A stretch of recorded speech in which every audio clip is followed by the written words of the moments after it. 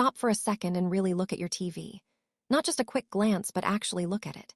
That thin frame, that massive screen, the way it sits in your living room like a piece of modern art.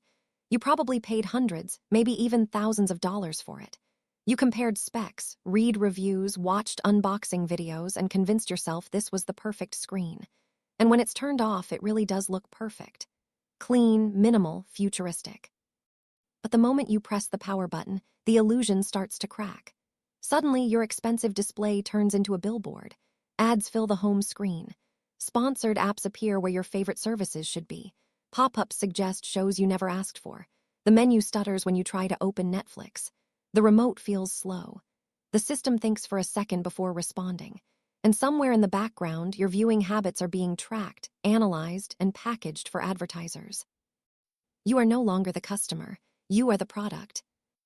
This is the modern smart TV experience, and for most people, it is quietly miserable. It doesn't happen all at once. At first, everything feels fine.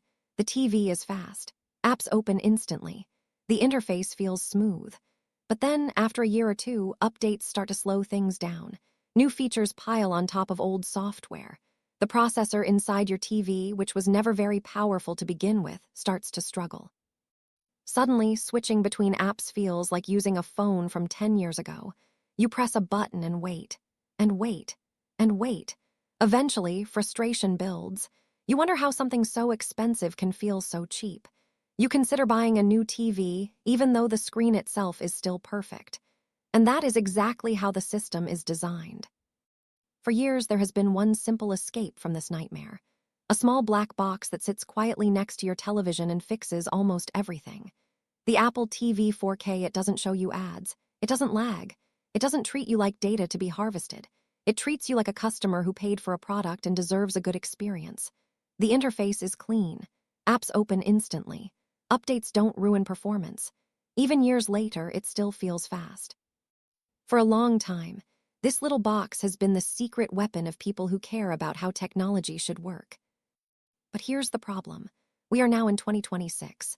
If you walk into an Apple store today and buy an Apple TV 4K, you're buying technology from 2022. In normal life, 4 years doesn't sound like much. In tech, it is an eternity. 4 years is the difference between slow and instant, between basic and intelligent, between passive and interactive. It's the difference between a device that simply plays videos and one that understands you. So now we're stuck in a strange trap. Do you buy the proven, reliable device that works beautifully right now? Or do you wait for the massive upgrade that leaks say is coming very soon? To answer that, you first have to understand why the current Apple TV is still so good. Back in 2022, Apple did something almost no other company was willing to do. They overbuilt it. Instead of putting in a weak, cheap processor like most TV manufacturers, they used a real iPhone-class chip. A bionic chip. That's like putting a sports car engine into a grocery cart. Completely unnecessary on paper, but amazing in practice. Because of that decision, even in 2026, the current Apple TV still feels fast. It handles 4K Dolby Vision, HDR10+, and Dolby Atmos without hesitation. It never struggles with streaming. It never feels overwhelmed. It just works. For most people, that's enough. If all you want to do is watch Netflix, YouTube, Disney+, and Apple TV+, the current model is still excellent. It is still better than almost every built-in TV system. It is still more reliable than most competitors. It is still simple and clean. If you bought one today and ignored all tech news for the next 5 years, you would probably be very happy. But not everyone wants to ignore the future. Some people want to know what's coming next. And according to leaks, reports, and supply chain rumors, the next Apple TV is not a small update. It is a complete rethinking of what a TV box can be. The biggest rumor is about the chip. Apple is expected to move to A17 Pro, class or similar silicon, the same level used in high-end iPhones and even some Macs. That raises an obvious question. Why does a streaming box need that much power? The answer is simple: artificial intelligence. Apple is moving away from dumb devices. They don't want your TV to just play files. They want it to understand content, understand you, and respond intelligently. With a powerful chip, The new Apple TV can process AI tasks locally, inside your home, without sending everything to the cloud. That is faster, more private, and more reliable. Imagine watching a complex series with multiple storylines and characters. You miss an episode. You forget who someone is. Instead of searching online, you press a button and ask, "What happened last time?" And instantly, your TV gives you a personalized summary based on what you watched and what you skipped. No spoilers, no ads, just useful information. Or imagine watching a movie and asking, "Who is that actor?" and getting an answer immediately without leaving the screen. Or asking, "Find me more movies like this," and getting truly relevant suggestions, not generic recommendations. Then there's contextual awareness. With enough processing power, the Apple TV could analyze audio and video in real time. An explosion happens on screen and your smart lights flash. A quiet scene starts and the lights dim. A horror moment builds and the room responds. Not with delay, not through slow cloud servers, but instantly. That kind of immersion requires serious computing power. Another major leak involves Apple's new wireless chip, often referred to as the N1. This chip combines Wi-Fi, Bluetooth, and Thread into one powerful system. If you've ever used smart home devices, you know how unreliable they can be. You say, "Turn on the lights," and nothing happens. Or it works after 10 seconds, or it fails completely. It feels embarrassing and frustrating. The N1 chip is designed to fix that. It creates a strong, stable network inside your home. Your devices talk to each other directly without confusion. Commands happen instantly. The Apple TV becomes the central brain of your smart home, not just a controller, but a coordinator. It manages traffic. It prioritizes important tasks. It keeps everything running smoothly. Then there is the most controversial rumor of all, the camera. Some reports suggest Apple will put a camera directly into the Apple TV. Others say it will be an optional accessory. Either way, the goal is gesture control and advanced video communication.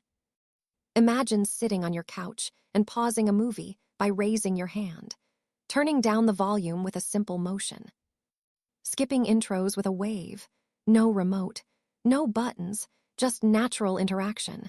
This technology already exists in Apple's other products. Bringing it to the TV is the next logical step. A camera also transforms FaceTime. Instead of holding a phone, your entire living room becomes a video call space. The camera tracks who is speaking.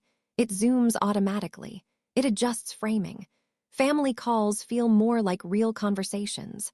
Long-distance relatives feel closer. Group calls feel natural. All of this points to one thing. The 2026 Apple TV is not just a streaming box. It is becoming 3 devices in one. A gaming machine for Apple Arcade with console-level performance, a local AI server that powers Siri and smart features, and the central hub of your smart home. So now comes the big question. What should you do right now? Timing matters. All signs point to a spring 2026 launch, likely March or April. That is very close. We are not talking about a year away. We are talking about weeks or a few months. Here is the honest advice. If your current TV experience is terrible, if it crashes, freezes, shows endless ads, and makes you angry every time you use it, then buy the current Apple TV 4K. Don't torture yourself. Life is too short for bad interfaces. The current model is affordable. It works beautifully. It will immediately improve your daily experience, and it will still be useful even after the new one launches. But if your setup is acceptable, if you are planning a smart home, if you care about automation, privacy, and AI, then waiting is the smarter move. The jump in performance and features is likely to be huge. Buying the old model right before the new one launches would feel terrible. You would always know you missed out. Apple is about to make the TV exciting again. They are about to turn it from a passive screen into an active part of your home. Something that understands you, adapts to you, and works with everything else you own. Not just another box, but a digital companion in your living room.